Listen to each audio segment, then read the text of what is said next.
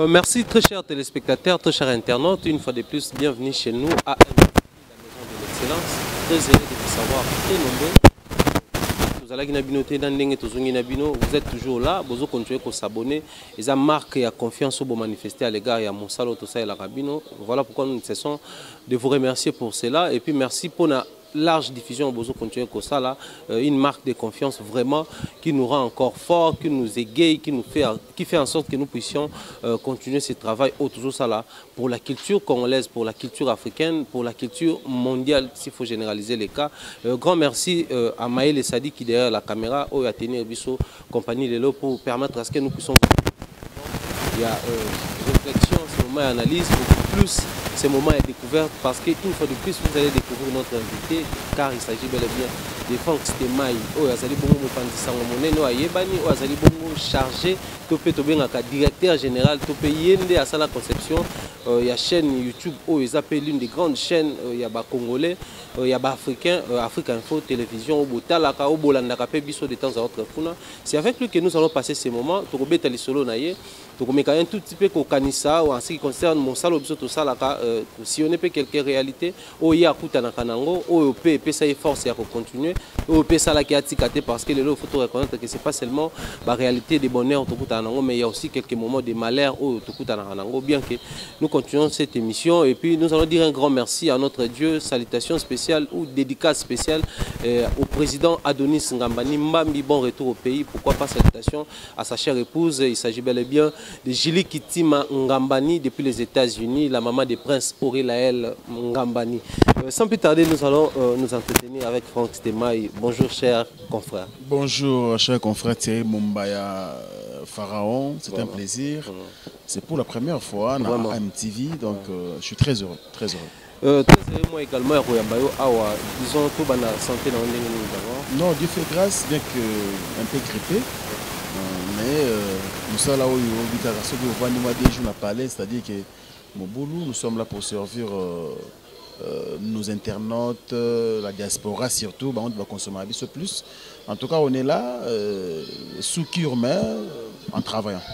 Sous qui en travaillant, ça prouve combien nous sommes de notoriété dans le monde, c'est que Franck Stemai a les sous-motos à représenter, mais par le respect à Moussalango, j'aimerais bien très rapidement, en 2-3 mots, reparcourir vie professionnelle de Franck Stemai. Comment est-ce que Franck Stemai s'est retrouvé dans ce monde? Il y a médias, les lois au mopanzi sango, l'aventure et aux qui ont les goûts et puis voilà, parcours na yo les kiwapi pour les lois à la Mokondi Africa Info Télévision. Merci beaucoup Thierry Mumbaya de l'opportunité. En tout cas, s'il faut parler de mon parcours, il y a un parcours très difficile. Et Kobanda, on a une passion. Passion, ça n'a pas étant donné que tant on a une école primaire, on a un CCO, école secondaire, on a une humanité. Donc, on a douté qui était ça la latin philo. Pour déjà au préalable, les amis. Et nous, on a mingi. En tout cas, on a côté lettres, na moi makasi, qui est côté calcul, mathématiques, chimie, côté lettres, je peux bien m'en sortir. Donc, la salle est un philo. Et puis, tant côté comprendre que dans un moussala, on a l'ingara mingi, les amis moussala il y a communication ou journalisme. Et tant qu'on a un diplôme d'État, on a complexe scolaire les Bambé na Bandal, on a tout quitté. Donc, dès que je suis à la RAR, moi seulement cabine téléphonique, moi bureau d'échange, mais il y a un matanga. Je dis abandonner tout ça. Tant que vous avez inscription effacique la même année, on a canal 5 au Lukamusala. Je suis étonné. Mais il y a la TVT, au travail nulle part, autant on a effacé, à peine on s'inscrit. Donc, on a continué l'auditoire. Mais il y a un Lukamusala. Bon, on a une réalité à vie. Si fortifié, bon.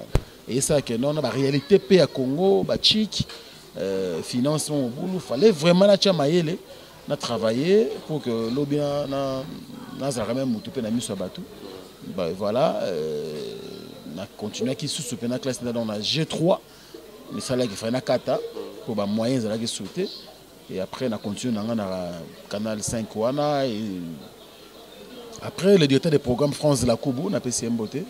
On a Redi Monounou, on a un collègue à Popol Mopassou, là je connais Popol de PCM Beauté. À Paris, Redi Monounou, à peine en France, Parfait Goa, à Zana France, Evans Tekenge, à Maroc.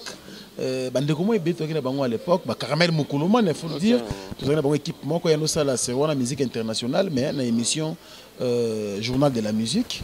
Vraiment, tout ça qui mon équipe mon costaud et c'était bien, c'était une belle ambiance avec les confrères à Sélégue France, notre directeur à Keraga plus, à qui aussi venir contrat na ba pakistanais wana.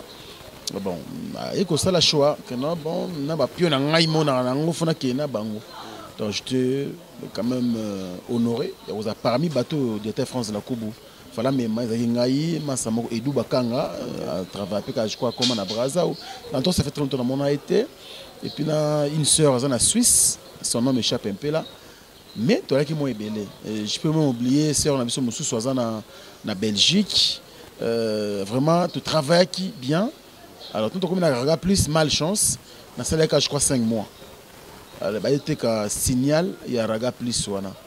Donc bandeko ba kolutu lokwa banati lokole bandeko ba kolutu belé ba ki na raga plus et ça les que ba repêcher bango na raga TV ndé yango ça les que quand ba yé ba na émission te na ba fait na so Blaise Louyé ba ça ki mo belé ko yana bango les ça les que ba créer tranche d'animation mboté hein mboté ya roboté ama pour na bango ton ba ki il fallait créer un espace alors biso ba nouvelle récrit tout ça que sika okende te ko longwa ndé na ko parachuter na BRT Africa, na continent Moussala, et Tilelo, BRT Africa, et celle d'internet, il y a na côté pas Kadhafi Mbumboudi, Kadhafi Congo Mikili live, après Nzambé ça la grâce, na côté na Didi Dipo Mamkolo Congo France, tout travail na biso, je me suis dit bon tant mieux continuer internet que la télévision parce que la télévision vraiment je me retrouve pas. Na continuer na internet Tilelo. Tout ça, les Afrique Info, on a les Sadik, on a Gloria Oulangi, président Reagan et consorts. Afrique Info, comme on a déjà eu parcours Mounene Bosali, nous n'allons pas nous attarder sur la réalité au Yokutani Nango, parce que nous savons que la réalité est à la révéler. Mais s'il faut dire la motivation, en fait, c'est bon bien que l'on voit, parce que basculer que l'on a la télé en clair, la presse en ligne, parce que tu as constaté que déjà télé en clair, d'une manière générale ici à Kinshasa, en tout cas, la chaîne de foot à Kaïsa a compté de Missa Pemaboko. Presse en ligne, il y a possibilité, caméraman, on a des journalistes, autant des émissions, mais la motivation en fait, il y a créer chaîne YouTube. Parce que nous savons au début, c'était beaucoup plus les gens qui vivaient à l'extérieur du pays. Moi, en France, à créer chaîne, à besoin de gérer, de produire des émissions. Mais la motivation en fait, il y a créer chaîne. Et où t'es qui Déjà, merci beaucoup, c'est une très belle question. Je dois remercier mon frère Vincent Chilouzi. Je lui dois beaucoup, beaucoup, beaucoup parce que c'est grâce à lui d'ailleurs. Parce qu'il faut tout le monde à surprendre Gibiso. D'accord. Au moins, tu as Misala, tu travailles dans la diaspora. Moi, je travaille chez mon boss Didi Dipumba, na PCM Beauté na Lyon. Vincent Aouzaki. Surtout quand oh non, Vincent Longwe na la avis du public. À sali chaîne YouTube na la voix du peuple. Ah bon? En tout cas, Biso tout toi qui à l'époque, tu se côtoyer, tu as dit ah ya bon la biaya. Il y a une gravité qui ne risque rien à rien. Si c'est 1000 ans, tu as un bandit. Tout le monde peut dire oh, il en est comme on a maï oh, à résister. Deuxième année à résister. Deuxième année d'ailleurs, mon ami, il y a ma bête. Dans la diaspora, national dit point c'est ngai na rôle au Congo France. On est na banane na silis na longwa. En tout cas, c'est là vous en arrêtez à s'alerter. OK. Dit point na no futa ngambo na nga soki tano ko na zimbongo na nga. Contrairement à la chaîne YouTube, vous dans la province, dans un pays, raison. Tout ça. Donc. Et puis, tant que on a une caméra, un micro, en tout cas, il me paye mon argent. Mais c'est là qu'il y a bon, tout la PK qui est un bateau. Au moins, nous tenons à ceux qui peuvent évoluer, le projet comme il est belé. Toujours là, tout la je peux pour ça, il faut voilà. Donc, il y a ça là qui non. Mais quand on est dans la naine, même pour expliquer, c'est difficile. Mais, toi, il faut se battre. Il y a courage, bon, on a appelé à tous, on a banda, on a une caméra. On a une Afrique Info, on a un grand frère, Gauthier Mascotte, on a un CV, bon, projet, en tout cas, je n'ai rien. du point de vue matériel, on a l'autre côté. Laptop. Un laptop pour pour le reste mobile et tout et j'avais un garçon un petit il est Clark en étant en Congo France bon combo Africa Info bon faut que moi conception logo moi générique et tout comme ça bref tu travailles dessus et au ça là que et le copé bandi maintenant la caméra. Chaque jour on appelle ça à $5. Chaque jour moi petit télé faut moi 10 na pesi kaka mais c'était comme ça tinza mbego ça grâce négocio ma caméra nga mona Kinshasa awa et c'était comme ça ainsi de suite. Franck Stémaï, dans ce que tu rencontres, il y avait de la volonté, surtout la détermination. Mais par rapport à la réalité, au monde, les gens qui ont la détermination, on a volonté. Il y a redisposé déjà $5, $10 pour le tournage. Je vais essayer de calculer. So, par exemple, sur l'émission Internet, ils ont tourné chaque jour. Je vois des jours qui ont atteindre $50 la semaine. Alors, surtout, moi, pour produire plus des émissions, je vois combien tu as dépensé. Quoi de plus normal, sur les lots, moins 100, moins 20 quotas, il faut poser à la bénéficiaire. Non, mais je vais essayer de tout analyser moi. Déjà, Vincent, Franck Stémaï, Bande Kwebele, puis à Kinshasa, ou peut-être. Tant soit peu basala ipe combo ou pe na poto bazo e babango ou pe bazaki na ba partenaire s'il faut le dire yo bandi na moi pas si y a quand même des ndeko a bandi déjà 3 caméras pe ko y a 2 caméras ça peut déjà dans ba ordinateur et tout mais tu remarques pe a bandi pe musalongo puis à un moment donné à kangi na chaîne et puis à un moment donné on ça les émissions mais azo diffuser les sous-sous-té a comme na problème on ça la mise en ligne a comme na problème en fait la réalité wana ils ala ka duna nini yo bandi aux na makokité mais tu t'es battu quand même au sali musala ti lelo Africa Info et s'imposer et pour ces gens là soit mais tu as analysé le quoi yo ebi d'expérience il koka ko zala nini sala ke bango ba komate pour tout temps ba kombo bien sûr. En tout cas ça c'est une émission intellectuelle hein. Il faut nous aller sérieux et puis pragmatique et surtout vraiment logique dans ma question dans ma réponse tu sais Thierry Mumbaya au préalable il faut commencer par être formé au moins parce que na betelo otunga vite fait parcours dans le début na betelo banzira to leki il faut se forger des fois tout le monde a bilo mususu ils allaient rendre ba nyoko la biso mais même dans la Bible il y a là où on a écrit que l'homme doit passer par le brisement. Nzambe moko Alexara bayaye na étape pour te étape à brisement. On a vu ce monde Satan pendant que c'est Dieu lui-même avec le monde on n'est pas mbolaye mais je vais lui briser pas comme un mur tant on reçoit bénédiction et à s'embrouiller. Mais alors étape on est te belé va supporter en côté. Même dans la vie quotidienne comme ça. On a pas te belé difficulté pour na bango on a niré à pendant que c'est une étape inévitable. Il faut qu'on le capare là. Alors, moi je dirais, nous former. Parce que même dans le Congo France, je gagnais mon argent, oui, il y a salaire, mais ce n'était pas facile. Parce que je fais toute une année sans pour tout un monteur. Donc, je jouais double rôle. Na moyibo ngana to vandi boye na tourner na butu na rola laté il faut na côté ba émission on a brut c'est Didi de Pumba mon boss qui prenait là-bas à baniko ça la montage chez moi cache ça m'a boye à diffuser. Tu vois ce que je fais donc na la moka non là chaque jour au moins à 4h du matin ni na rocha moi mon tout pour me ça laisser vraiment à 10h je me réveille encore je sors. Kozon on attend sur 21h 22h tant sur connexion mon boulot aucun na cyber café mon boye au foot sous moi là kozon pour n'anglais qui moment on a mané comme forger pour son comme na o yanga moko na comprendre gens zela on est là voilà tu vois mais bandeko belé je pense le lobby a moins facilité wana arranger un partenaire mo ba PC ma 3 caméras machine moko déjà bien bon à mon pas si on a été hier ça a tourné monteur caméraman qui comme émission pas monteur il continue là tant comme à ce que yo mo comme leader yo mo comme tête et entreprise na yo c'est très difficile on a offert souffrir bana batu mais en réalité on a ba vivre tant mususu yo yebininga la té et tant bana ba lâcher yo automatiquement tu es perdu au moins que l'on est donc pour n'engager na komona que so il faut ça analyse alors que no ba les cas na brisement té ba les cas na formation té ba les cas na étape où il s'est raté à la forge en fait. Franck Stemai, merci beaucoup pour Ndengozo Kenabiso. Vraiment, c'est réfléchi par réponse. Moi, je crois que ça a le plaisir à Miramour, la maman des grâces depuis la France. Donc, également, ça a le plaisir à mon mentor Jean-Claude Longangé, ainsi que maman Rose Falial à Londres. Mais Franck Stemai, aujourd'hui, tu es dans la chronique musicale depuis un bon bout de temps. Où analyse, émission, réalisa, artiste musicien, réalisa, pas mal d'invités selon différentes casquettes. Et accrocha, et ça là qui si les gens peuvent compter parmi, bah bon, on va citer Franck Stemai Nakati Abatouana.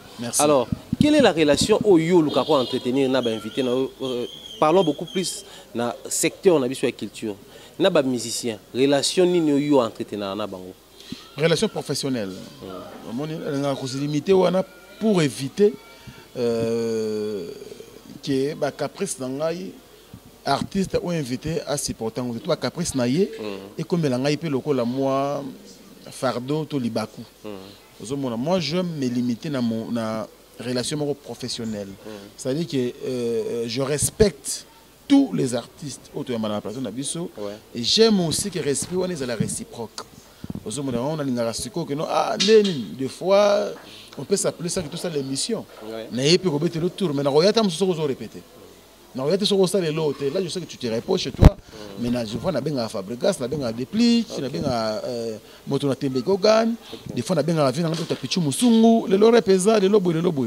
J'appelle à un moment où ils ont que Moussala Isa. Ceux qui boulot, en tout cas, j'aime pas trop pour, tu vois, comme à non, bon, tu sais, mon bandé, nous, il y a eu un Motunanga, Pichuanga, il y a un Favanda, nous, on a pire esprit. Il y a un autre qui nous quitte, tu es bicard, béton à moi tout après, il y a. On a déjà un école. Alors pour éviter cela, il faut na zalati. Na l'absent tant mama bonge sale maka, na la présent tant ou sala musala oyo ils appellent mususu matière pour nangai pour faire évoluer mon travail. En tout cas, relation c'est limite qui na relation professionnelle. Relation professionnelle, c'est bon bien, mais s'il faut tout le temps la limite, jusqu'où Franck Stemai il se sent permis à Rukuma. En ce qui concerne nos artistes et musiciens, par exemple, on est tout ça à la émission, à analyse, à critique, face à une réalité quelconque, par exemple, les autres là, vie privée en moto. Dans le cas de la vie privée, dans le sens que parce que nous aussi on a nos vies privées, vu que tous les les gens nous connaissent, ils cherchent toujours à entrer dans la privé, savoir qui est Moissinaye, qui est Bananaye, qui est Babotinaye, qui est Bandekonaye, ça nous arrive à tous. Alors, si c'est fait que Koeli Franck Stemai n'a beaucoup une histoire de vie privée à battre, il doit gérer ça comment? Tu sais, Thierry Momba, je vais dire une chose. Moi, à l'université, j'ai beaucoup voulu, ou bien préféré que ça la communication. Ouais. Mais le journalisme en soi, je fais toute une formation na APIC. Au cas où je suis de la 11e promotion. Hein. Okay. Il y a APIC. Donc, on peut photo signaler, Bimisi, journaliste, il y a Bélé, par exemple, la télé 50, voilà. Partout, tout le monde a bango. Baloba na biso, même dans l'université, Bastard, dans la vie privée. Ok. Mais il y a mon vieux, M. Didier Mbouyi, c'est notre professeur. Alors, on est à vieille école. Moutou nyonso na mokili aza na vie privée. Alors, être journaliste ne te donne pas mandat. Il y a que ça là, nyonso oyo même au-delà de la vie privée. Moi, je suis contre cette vieille école. Aujourd'hui, il faut se limiter dans le domaine professionnel, c'est mieux. En tout cas, analyse je pense que tout ça la analyse en Afrique Info, bon, on a ébiqué na AMTV, tu vas changer combo et puis na la voix du peuple ils la tribunal, na Gossip DRC News ils la CPI. Donc ils allaient une émission où ils bande rebelle CPI nango. Mais to kende, surtout comment kende au-delà, moi je pense na ba to la biso ba comment éviter biso même goût au bazaki nango to appréciation to volonté ba na Rolanda biso et ko sila. Moi je pense que je suis de ceux qui pensent qu'il faut biso tout le blague à vie professionnelle na bango, et ce serait mieux. Voilà. Vie professionnelle, bon, serait mieux, mais le Franck Stemai était déjà arrivé une fois à la paix victime, il y a Babilo au genre injustice de comportement, quelqu'un qui tombe sur la vie privée de Franck Stemai, et puis voilà.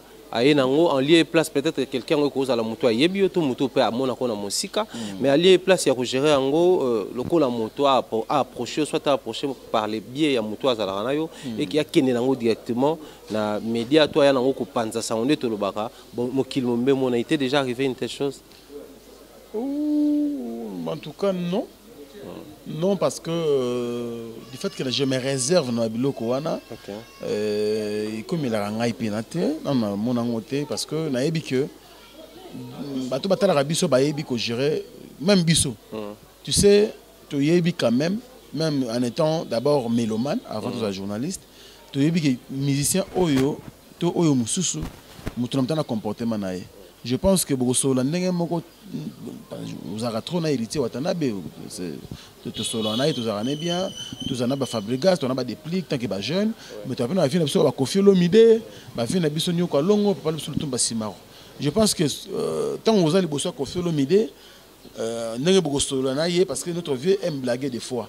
C'est cas comportement que vous avez pas vu que longo. Parce que vous avez carré. Boye, Bosuki wana, c'est tout. Peut-être le roi de la forêt, là, il peut blague des fois. N'est moto que non pas mon cool, papa chéri. Vous pas n'a pas peu réservé. C'est n'est pas penabiso. Donc moi je pense que tu vas la rabiso. D'ailleurs, comme ko yeba biso ko le canabiso mon devant la chéri mon baby que non, mon ba n'a zala boye. En tout cas, a fonctionnera boy.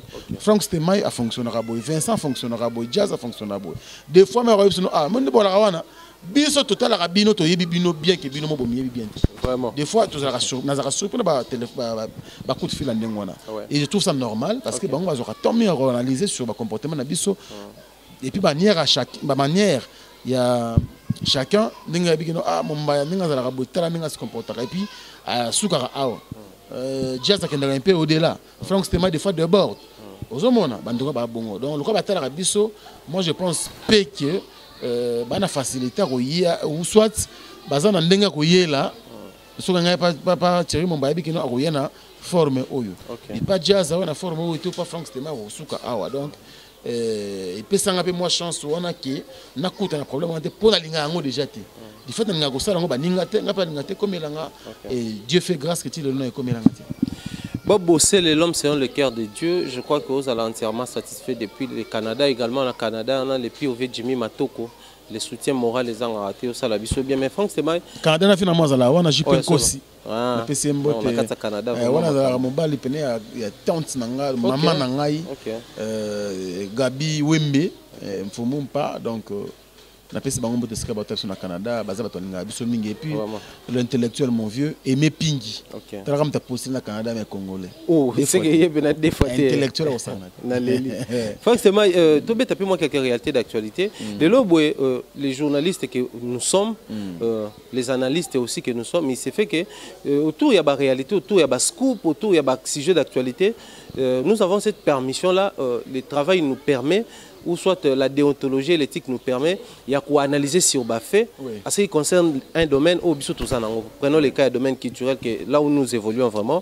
On a constaté depuis un certain temps, tant on va guerre réseau entre soit quand il y a musiciens, soit entre porte-parole et les autres. Une fois nous analysons fait, entre ce qui se passe dans l'orchestre en lieu et place les musiciens mususu to généraliser KT au lieu ya améliorer soit ya kotala les bons côtés ya makambo to lo bakato ba journaliste bazo bimisa mais il s'est fait que ba komi s'attaquer en retour contre ba analystes que nous sommes. Prenons les cas récents où comme on a personnellement j'ai eu à suivre dans une émission où on nous attaquait mais comme Nayambio je prends l'exemple de Nayo Franck Stemay Ozalaki na hôtel Kolanda victime il y a porte-parole il y a orchestre na biso mné BCBG o azo s'attaquer na yo ozomona que visiblement azo s'attaquer na yo et bizarrement on nous apprend que de ton côté pour commencer la réaction dans de telles réalités il faut qu'on gère en par exemple toujours d'une manière générale après tout zo kanayo d'une manière générale nous devons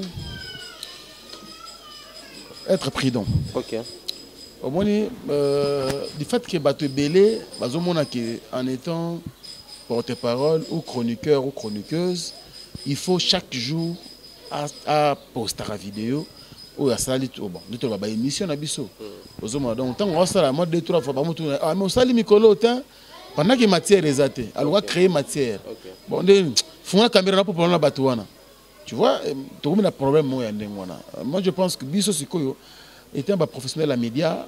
Il faut tous à la prudence. C'est pas facile, mais que veux-tu? C'est pas facile, mais c'est possible.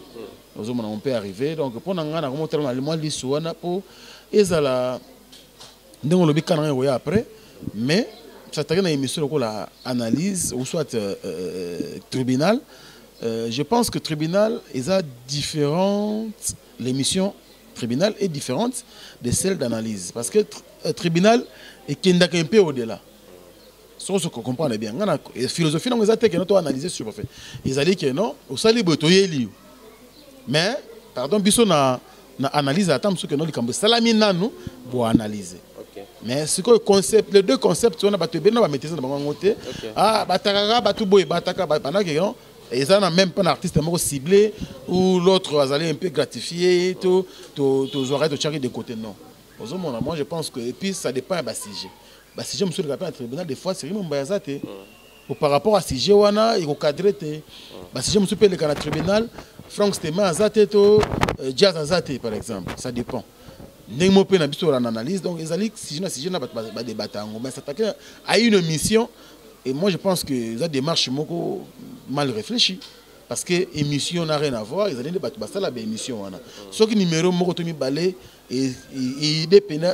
c'est pas dit que tout le numéro va reproduire dans la semaine, dans le mois. Non, il faut que le numéro, en tout cas, tant que Baïma, tu dois améliorer. Mais s'attaquer directement dans l'émission, dans le programme, c'est créé. Moi, je pense que les démarches vraiment à ne pas soutenir. Parlons de Frank Stémaï, BCBG contre Frank Stémaï, pour Nanine. Et comme ici, on a un niveau que ça la guerre directe. Ouais. Au début, c'était balobelio. À un moment donné, tu t'es décidé à répondre. Pourquoi décision en a rejoint Liboso, banga bango, banga force, fan na bango, to ezalaki nini enfin on s'est décidé au lobasiko pour aussi garde fou, to le roi na ndenga ya Congo koma, ce qui est BCBG mba s'attaquer na yo c'est que maison mère bâtie au pour babi lobasiko to nene. Non, Thierry Mumbaya, moi je pense que tous ça responsable. Au-delà, je pense que aucun n'a bien sûr au Koya Awa, tout le monde ma vie privée et puis ma vie professionnelle. Je ne peux pas, et d'ailleurs en aucun cas, avoir une guerre contre un orchestre quelconque. Non, je ne peux pas. Parce que bango baza client nabiso. Sans bango bisto até. Vous comprenez? Et puis ceux qui sont déjà journalistes, comme on a la guerre na ba orchestre songolo pakala, comme ko limiter champ d'attaque na yo. Donc moi je pense que déjà il y a la logique dans le préalable, dans ça effort. Ce micro en tant qu'humain, dans un sentiment tant que artiste na kéma dimi, ceux qui va bien moi 2-3 personnes, il faut interpeller dans le canal na me recadrer quoi. Alors aux autres cas, je ne peux pas avoir une guerre contre BCBG. Moi je pense que ils allaient pas plaisir dans un sentiment individuel en charme Moussaka. Tu vois, Moussaka moi en tout cas dans un respect, na estime ne ma casse. Parce que au début, même dans BRT, il venait. De ça, là, il analyse et depuis la télévision Kinshasa na BRT Africa. Invité permanent dans l'équipe Blanchard Moussaka et Charlie Prince, notre confrère RTVS. Donc, ils ont eu l'autre. Mais il y a qu'à réagir, pour répondre peut-être, mais pour éclaircir l'opinion. Pour comprendre que tout, Moussaka contre c'est faux et archi faux. Il y a des éléments, il y a les bosses qui non, tant kanga kaye, tout tant bureau, tout avocat qui fait le milieu d'interpréter dans parquet. Tant comme dans parquet, mon aga plusieurs vidéos abimisaka comme étant preuve où est salaire qui non ba kangaye. Ah, c'est benjir, babiloman atteinte à la personnalité, biloman voilà. Alors et au ça que non à côté des missions plus bon, la grande majorité des missions côté kuna, ils a auto tournant nganaye. Donc, ce qui justifie que nous avons CD, copier, nous avons la copie pour épaisser la copie de force à nous kangisaye. Moi, je pense qu'à notre niveau, tout réfléchir à un niveau, on a été. Et ça, l'émission a posté sur YouTube. Donc, déjà, une fois, même l'émission, une semaine passée, na katia site nanga. Na président Regan, mon journaliste, na katia la partie, on a été. C'est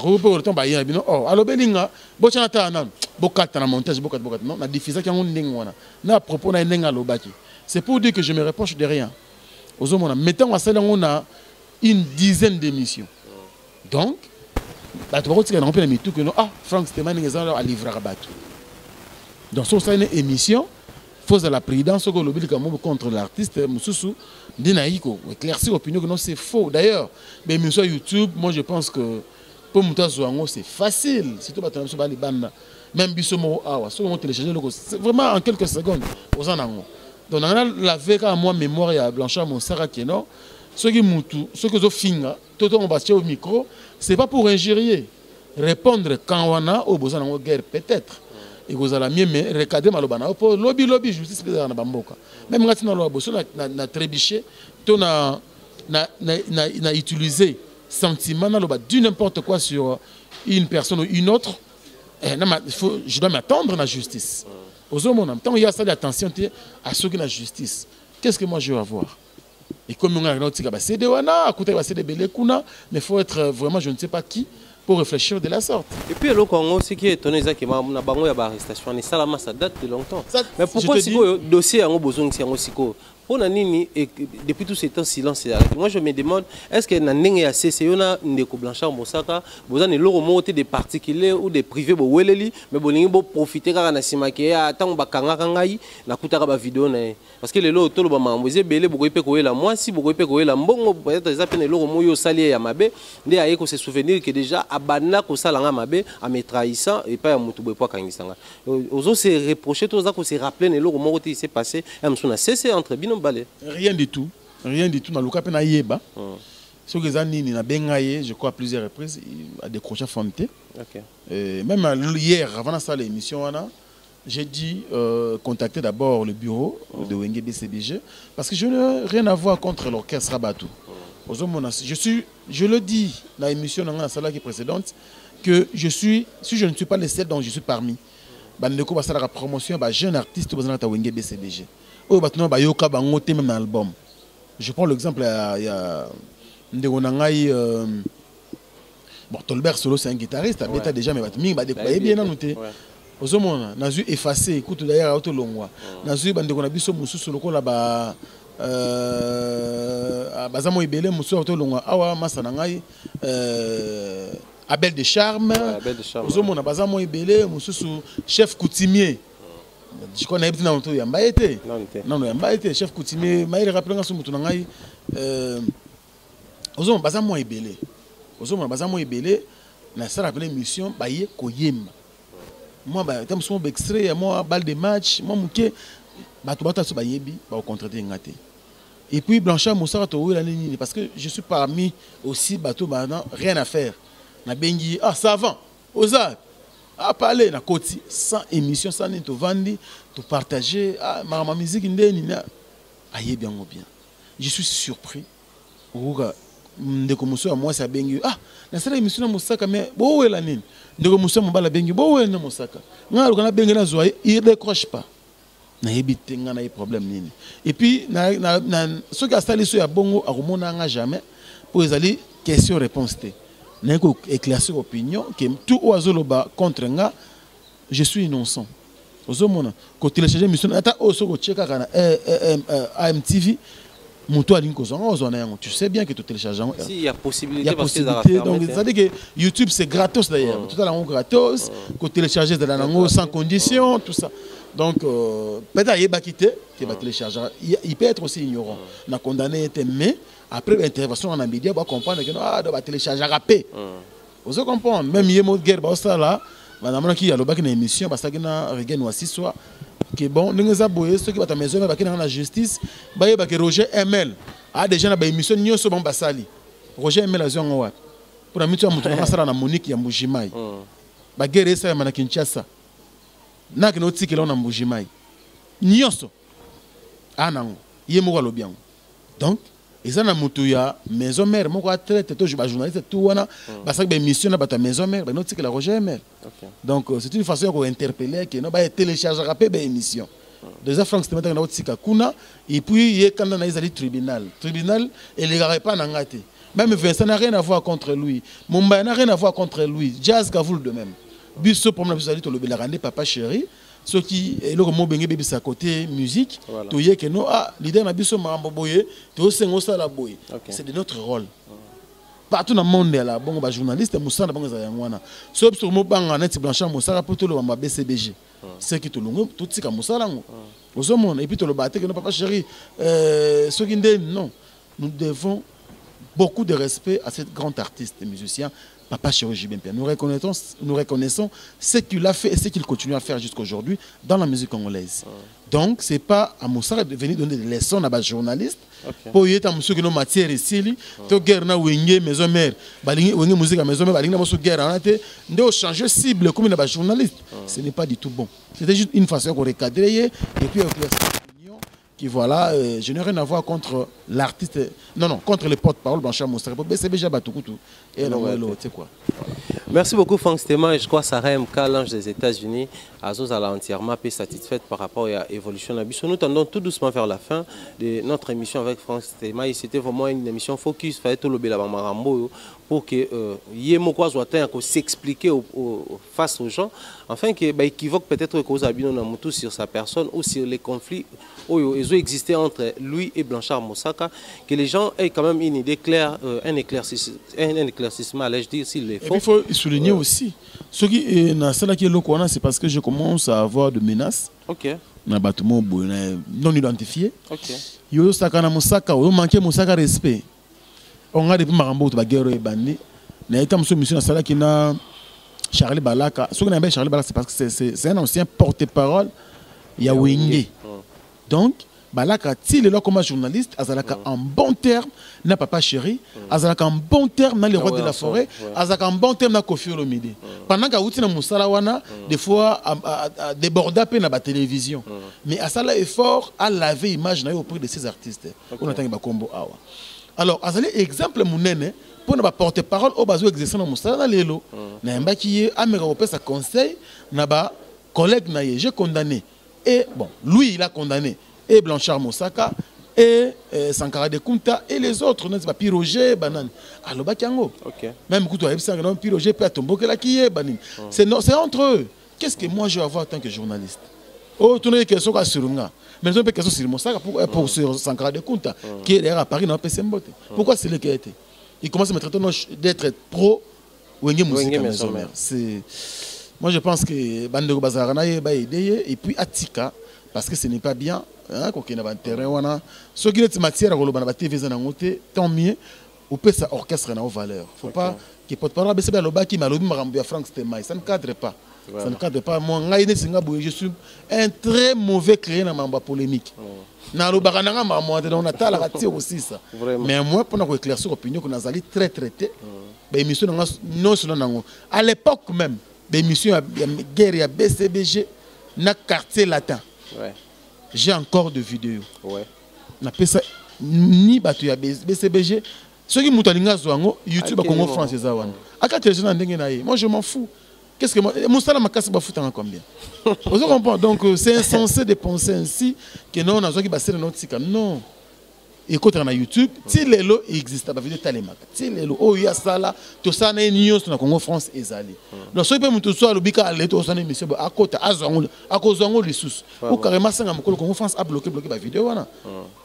Mais tant que vous makambo, ça na maîtrise. Yo film d'abord, autant mais émission suivie par plus de 100 000 personnes. C'est un peu ça.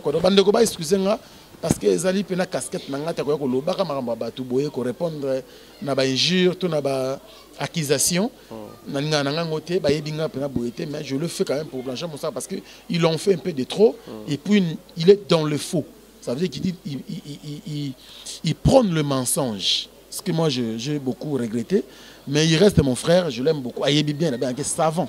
Il est savant parce que grâce à l'histoire de la musique, il y a ma musique, moi, belé. Il y a un peu comme ressourcé auprès de donc j'ai beaucoup d'estime. Et puis, il y a des guerres, moins encore ranking. Donc, ils allaient être qui non moins erreur, à ça moi sujet d'actualité ou bien moi matière, moi quoi traiter. na onga na ibise que non il faut marcher pour ne singa na yeto tikala jamais que soit na la télévision ça ne me ressemble pas. Vraiment. Ouais. Merci beaucoup Franck Stéma. Question des téléspectateurs, nous tendons déjà vers la fin de cette émission. Babi point nimino ba journaliste boba ka basia poto basio akin boba ka bangote journaliste mo ba koza pa na mwasi na poto tani na mwasi na kin mais aboa ka été mais soit na mwasi na poto na aboa ka. Bon le roi yum to yambinga na bi notre ba question te. Est-ce qu'on a répondre kaka? Vraiment. Non, ça dépend. Moi, je pense qu'à plusieurs reprises, les collègues, les journalistes, je prends un exemple de Tracy Mbelenga. C'est un journaliste. Dans la corporation Nabiso, d'abord, moi, c'est Glody Diasuka. Baza ibele bela boka basi na bango non ceux qui na mutana moi c'est na kinte moi c'est na poto pourquoi boka poto boka yakin de fois créer à fabriquer kaka yakin pour ça tout plaisir. Moi je pense que c'est pas ils en ont pas juste été te supporter ka boyer et puis ma bala ngo poto bazolo bela tout le temps wana et au coup faté bato ba loba ils allaient à faire moko privé et puis vraiment privé vie privée à batou ceux qui ba yokani ba continuer ceux qui ba yokani te Batikani. En tout cas, c'est pas aux gens. Généralement, des gens à la carte. C'est pas le long de communication. Non, bino pas à poto. Eh boy. Non, nous avons nos amis. J'ai un ami, Papi Kader, Azana poto. Grâce à moi, c'est à poto. Donc, ça poto ne se base à ma bête. Il y a malam bazali, il y a ma bête bazali. Mimba ne se pas kin. Baza ma bête. Il y a ma bête baza, il y a malam ou pe bazali. Je prends l'exemple de Papi Kader, Azana qu'on a moi, c'est baza très bien. Après, c'est mère, on a besoin de botte. Toye barayete, baroye, biso batu bakati toyebi. Mais voilà, tu peux se bango très bien. Tu peux ébeler, bazo polémiquer dessus. Tant que bango ba kolo ba problème ba couple na bango. Le quoi tu yebi ndeti yang ba lo. Moi je pense que la vie mon privé, tu commenter sur yango te, tout si comme mutu na mutu, asala musala. Soko yebi teli mon ba tant que journaliste, t'as la côté journaliste. Côté teli mon ba tant ata gondo, vraiment au monde a rango te, si ka pe ko lo belango te quoi. C'est un peu ça. Forcément, deuxième question est à les téléspectateurs pour chiter na biso. Aujourd'hui, peut-être bien en corporation, je ne pense pas, mais clic moko boy salami, genre analyse koto, tribunal koto, CPI koto, bon, bien que je fais partie de ces clics dont les gens vont taxer, mais le quoi n'a pas eu tout un peu. Et c'est vent aujourd'hui, il faut reconnaître que la mission on est à analyse, et comme il ça en sorte tout le belayo, et comme que Franck Stéma est capable de faire l'émission analyse autour d'un sujet à analyser, à cette émission nous sommes une grande star, il faut reconnaître grandeur et star d'Abisso, mais au moins l'émission analyse est très suivie que l'émission Oyo a une star. Alors même les artistes et musiciens commencent à proposer à ce que bangobal les caca par les canaux il y a une émission analyse. Alors vu et notoriété mission juina au dimanche et comme c'est-à-dire non seulement des émissions mais émission analyse au dimanche comment ça là que batunion tout peut comme se permettre qui est un analyste ou qui ne doit pas le faire parce que ba bino mo ko bloquer batu et comme que ba ba ça clic na ba ça ba analyse mais mon na batu ba la ya Franck ya ba ba la ndate netka moi diabo comme il paraît qui a batu ba la ndara bango te ba mission après ba confiance te soku ba ba lobel membre mission na ba analyse na ba mission va porter ba plainte qui doit le faire qui ne doit pas se permettre. En tout cas, dans ce sens intellectuel, nous avons se permettre tout chroniqueur peut faire une émission genre analyse, tout ça dans la catégorie. Merci beaucoup Thierry Mombaya. Moi je pense que, comme nous parlons de l'émission analyse, ouais. D'ailleurs, pendant Bisso Awa, il n'y a pas que, je crois que vous avez participé, vous allez l'une des figures emblématiques, il y a émission analyse. Au salaka débat, au coup débat, как canaba journaliste était. Au moins, dans ce cas, par exemple, dans le Caps qui est là, par exemple. Azane, homme d'affaires. Mais à CP la haute, des fois, il participe. Les autres, c'est un artiste coiffeur. Et puis designer. Azala, jamais journaliste. Mais au moins, l'intervention ne va pas passer. Moi, tout chaud dans les médias en ligne, et ça l'a caté avant. Ah, d'accord. Il y a un qui va comprendre qu'on dit ah, bango boy. Il faut pas qu'il y ait accroché. Quand ça ne marche pas, là, mon torotia m'a quel les azate. Mais quand ça marche, on a opposition de gauche à droite. Être analyste ne veut pas dire que vous êtes un journaliste. D'accord. L'autre fois, c'était une très belle émission. D'ailleurs, c'était Azaki parmi Bato, CP Nekoleka, Bato Toto analyse déjà d'habitude. Voilà. Moi, je pense que Zalika, moi, ça dépend aussi à Bastille. Moi, je suis mais il faut pas que non photocopier la originalité. Vous comprenez? Puis souffrir quand se payer la coûte, programme pour éviter mutoyaka na TV pour na kwa kufinga baninga. D'accord. Tu vois, tant tu analyser autour des artistes, na tsemo mbaya vandeka yemoko liboso caméra Maïle Sadiki. Au monde le roi de la forêt, tala leader nanga leki yo. Vous comprenez? Nga mo en charger na yo. C'est ça bilo to reprocher, ba reprocher depuis. Faites quelque chose. Bon sauver Moussa Nabino, ko finga leki. Mais yango kasiti. Vraiment. De répondre na ba recommandation na ba de répondre pardon na ba reproche ou ba remarque ba to ba suggestion na bango. Aujourd'hui tous nos internautes, tous nos collègues Moussa na bango, il faut pas se payer là. Parce que toi bien même na internet en tout cas, mon ba moment que tu me dises le contraire, ko fingi dimé. Ça c'est vrai.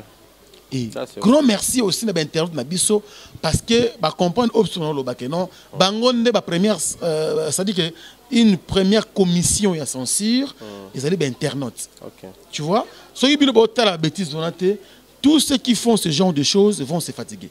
Et aujourd'hui ba tala bango souté malembe ba ko se fatiguer et valeur le lot ils ont la place dans ça dit que l'émission a bien des émissions réfléchies. Tu sais tu peux se rappeler bande de rebelle Moussala pour réfléchir. Hein? Parce que faut dire une chose, les consommateurs et analysent tout le tribunal on a basali n'importe qui hein. Des gens qui réfléchissent hein. C'est-à-dire aussi ben Moussala babi na paiement na tala moi télévision. Tant que fongoli ba kuta une analyste au tribunal. Bana oyo ba réfléchir.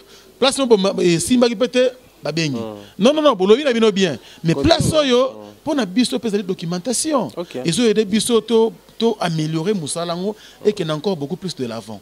Donc, c'est le gars qui a été et c'est la bataille arabiso, et c'est la artiste et musicien, et c'est la collègue nabiso, plutôt, fournir encore beaucoup d'efforts pour que tout comme programme analyse et comme presque na site nous internet. Je même on a besoin d'espoir natal dit pour moi comme sous basaliango, na ba vu nabiso Mandefa Pembe Didier Masuki. Tu vois, c'était bien.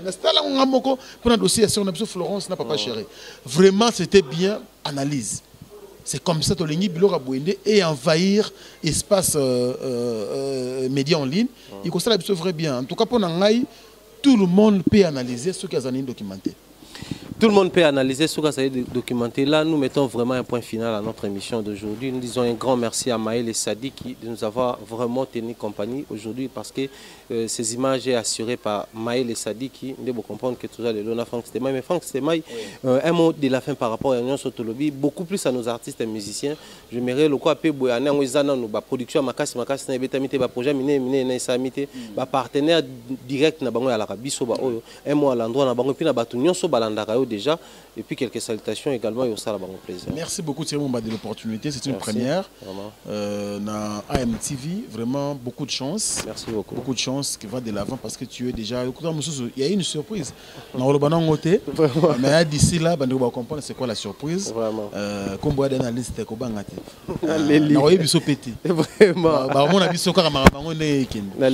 Parce que tu comprends qu'il faut tous à la souder. Ça c'est vrai.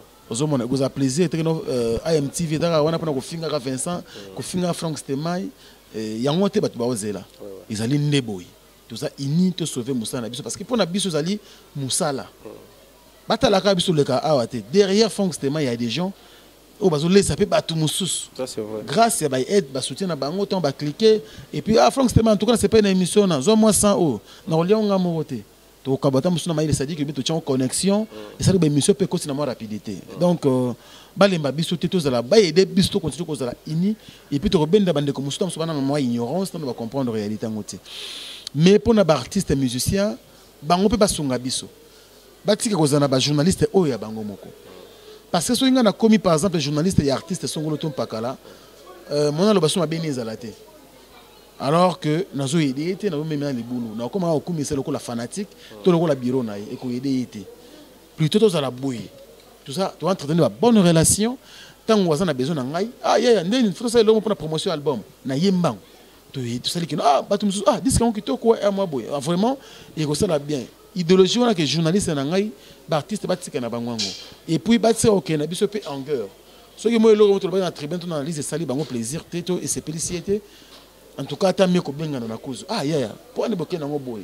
biso artiste talaka boyeda bolo ba boy pona biso poliment et que ça peut que non biso peut toujours conscience que nous en tout cas limbisa eza mono rebeta que le baku prochainement toko bongisa c'est ça la collaboration pour na ba internaute ba consommer kaka marambo o eza bien ozo mona tant bazo consommer ka o eza mabe bazo aider biso bato ba ça la bienté to za na tanda to comprendre que oh to ça ndé mabe on ndé bien biso to mako finga to mo sala boy en tout cas vous allez bien pas consommer ou ils bien ceux qui peut ou ils ont ça mabe ba reprocher biso na ba numéro de téléphone na ba commentaire au lait ya ko finga et ça la biso plaisir en tout cas nous sommes à la fin on a beaucoup parlé na ko kanisa président de Singambani na poto non Sayaki makambo zongi ndenge zalaka merci na ye et puis merci na grande dame Julie qui m'a fait zapo ye non seulement to boire pour na plaisir témoin à sungaka ba microbe yaka bientôt là maman muso ko bakisa ma azo sunga musala oyo vraiment et puis azali concert comment ça n'a raté ça c'est vrai ça c'est vrai Julie qui mazali journaliste ouais asala a on a TV à Kinshasa lelo oyo azana mboko makambo za bien ba matériel les alaka azo kanisa ma collègue naye de la biso en tout cas encore une fois de plus grande dame merci beaucoup pour tout merci aussi à notre bébé les bébés stars Prince Ori Lael Ngambani merci beaucoup Colette Mills Colette Ngambani Coco Mills et pourquoi pas aussi au soldat américain Martin Bokanga Motema Carmel Fontaines pourquoi pas aussi Nicolo Foboa Ramingi Fabrice Nteka les boss américains des fois Fabrice Nteka danger bakoti en désordre des fois et puis na boss na pété Papi Mamale Motema ya Mirna et mon sponsor légal il y a Bandai de Logio depuis Afrique Info avant ils allaient Afrique Info Alain Dynamo l'homme au suppose agréable Bogart na poche Motema maman Jenny Samba merci beaucoup na Belgique merci pour la première dame de Lausanne Motema Viego Belisha grand prêtre ba parent André Djeloua un enfant pas comme les autres et puis baza ebélé ba tumsuna ko bosana mon vieux Alexis Castleton merci pour na maramoto za kosala pour na biso basé belé et puis na kobosa na pété mère nanga depuis Londres ba koti lisusu mère aninti mambote vraiment sunga bato trop en tout cas na PC mbote skota biso na bato musu balinga biso travers le monde ah aussi ça l'émission mon ya ah ils a comment la bureau il pas venir biso Roger Kinkani na PC mbote mère na biso Magui Kilolo Kinkani na Londres et bato nyuso bato biso na AM TV vraiment et pas Thierry Mombaya merci beaucoup mon frère Moka Koswande to le bagana lingala et puis soldat américain à la mais soldat Congo azali soldat africain info à la comme on maïle Sadi qui peut pas na remédie vraiment merci beaucoup Franck c'était moi mon ami Koti Kopé na PCO Mbote merci beaucoup grand merci chers internautes chers téléspectateurs ça n'est fini pour aujourd'hui nous sommes arrivés au point final de cette émission c'était là Franck Stemai je crois il a eu suffisamment le temps de vous expliquer sur beaucoup de points où ils ont qui ba préoccupation na bino et comment il ba question pour na biso et ndé a pesi ba réponse je crois tous entièrement satisfait s'il y a d'autres questions ou il y a des sous-questions où il fallait que tu côté nos numéros sont là n'hésitez surtout pas à contacter biso inbox tout sur là on va essayer de développer puis Franck reste vraiment courtois et ouvert beaucoup comme la inbox et vous permettre bien encore de approfondir sur beaucoup de sujets moi je vais dire un grand merci au pape président Adonis Ngambani, bon retour au pays. Nous allons toujours également salutations spéciales à G. Kitima Ngambani, Mams Ori Lael Ngambani. Mams. Adjiji. Donc, grand merci pour notre initiative qui tourne au micro, Tozolia en ligne. Nous avons là qui s'abonne, venez que Oye Bipe Gola Maudela. Vraiment. Sauce pour la DHL.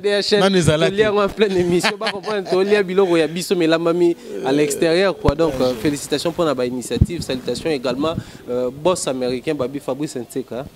Fabrice Nteka le boss américain. Je te dis. Mon frère, Européen a raison. Fabrice Nteka, le boss américain. Mais grâce à Fabrice Nteka, ma donné au changer. Donc c'est un peu ça. Mais merci également Fabrice Nteka. Bonne considération quand vous prenez le temps quand même de nous suivre et de nous considérer en retour photo manifester parce que biso simbaka micro tout peut manifester en salutation également Batuto Batara biso maboko je vois Martin Bokanga les soldats américains Nengezalara toujours, il y a Carmen Fortens, moi, il y a Pembe Makasi, depuis les États-Unis également. Salutations à Coco Miss, Colette Ngambani. À London, je vois mon mentor Jean-Claude Nongangé, Tchombele Moutou, JC, Tchombele Moutou, JC. Maman Rose Falia, excellent Longangé, les petits partenaires, Nalingarae Mingi. On a Ukraine également, mon partenaire privé personnel, Blaise Walongwa, les businessmen de l'Ukraine.